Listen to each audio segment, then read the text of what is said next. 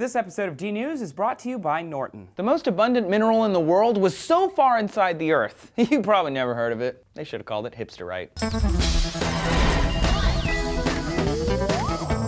Hey everybody, thanks for watching D-News today. I'm Trace. The Earth's most abundant mineral was discovered in 1879, and until this year it did not have a name. What did they call it before now? All the things? That stuff? Hey you? No.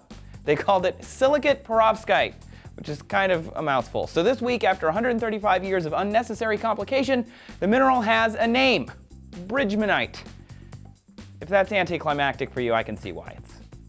It's whatever. So here's why it took so long to get the name. Just because a geologist discovers something like a silicate perovskite doesn't mean that they get to name it. See, in 1879, a meteor shower allowed a number of rocks to fall from space onto Australia. And on that meteorite, they found something that they called a silicate perovskite crystal. The substance is a magnesium-iron silicate, which follows a perovskite crystal pattern. So this is just a logical name so they can know what to refer to it as. It looks like a cube, but it's made of two positively charged elements held together by a third negatively charged one. Not that that really matters too much to you, but that's how they were referring to it before today. Bridgmanite is thought to make up about 38% of the whole planet by volume, but it can only exist at high temperatures and pressures. Where on the planet can you find this cocktail of mineral goodness? Way down below your feet in the lower mantle. The 25-mile thick crust of the Earth floats on the upper mantle, and then the lower mantle, where temperatures can get to 5,000 degrees Celsius and pressures can reach 1.4 million times the pressure here at sea level, that's where bridgmanite is. The big deal is here that we have never until now proved that that's what that was. Scientists have done experiments that showed that the mantle was made of bridgmanite, we know that, but they couldn't perfectly confirm that what they were seeing in those meteorites was also bridgmanite. Bridgmanite only appears in the lab, or on meteorites which had been in high-energy collisions, which mimicked the pressure and temperature found at the center of a planet, which, as you might imagine, is a pretty rare find. Scientists had never found a naturally occurring sample that they could prove, without a doubt, was this crystal.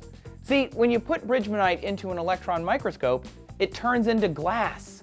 So they get a sample, they pop it into an electron microscope. Remember, these are really rare, and they want to probe its nanostructure, but the electron beams would react with the bridgmanite and turn it into simple glass. I know.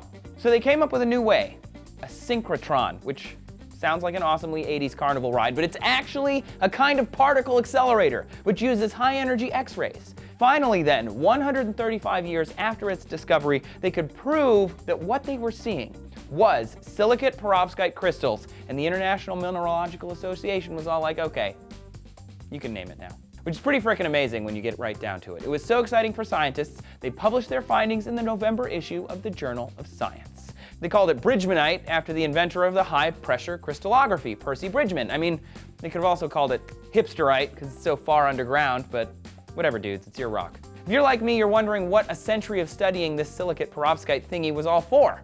Well, that original meteorite that they found it on formed 4.5 billion years ago, around the same time as the Earth, and that gives scientists a better understanding of what that time was like, as well as what is happening in the innermost regions of our Earth right now.